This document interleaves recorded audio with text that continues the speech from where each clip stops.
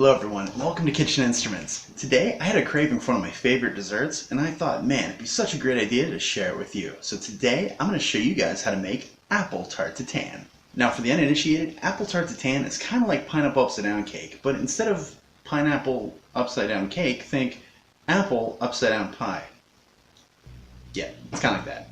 Now what makes this dessert cool is we're actually going to bake this upside down. So what you have in the pan is you have a layer of caramel sauce, the apple filling, and then the pie crust on top. And at the end, what we're going to do is we're going to flip it over and serve it like that. Pretty sweet, right? Now the one thing I really like about doing it this way is that as it's cooking, the caramel sauce actually soaks into the apples and the crust and gives the whole thing just this magnificent taste. Okay, so before we begin, don't forget to hit that like button. It's down below somewhere, like here-ish. It's got a big thumb up. And don't forget to also share this video because you know what? Sharing is caring. Share me. And also smash that subscribe button. It's going to be down here somewhere. Can't miss it. It says subscribe. Like the words that came up right here. Just like that. Except red. Okay, now I know all this sounds really complicated, but it's actually really easy to do. And I'm going to show you just how easy it is. So let's get to it.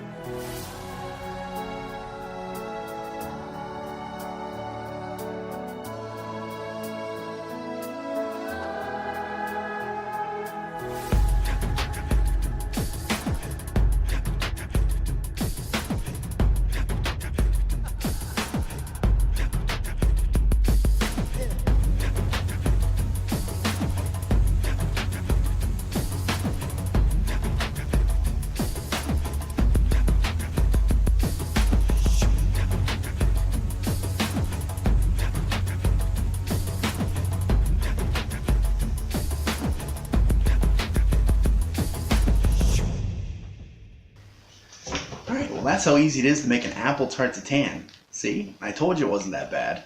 You just gotta learn to trust. Okay, now you don't have to do it like I did and make a little individual portions. You can make one big size. I just prefer doing them individually because I think it's a little bit more personal and it's kind of more fun to do on dates and, for friends and stuff like that. But, feel free to make a big one if you want. I'm not gonna stop you. Or am I? Alright, well that's all I have time for today. Thank you for stopping by, and don't forget to stop by later this week where we're going to be making fake apple crisp out of zucchini. Yeah, zucchini. Trust me, it's delicious.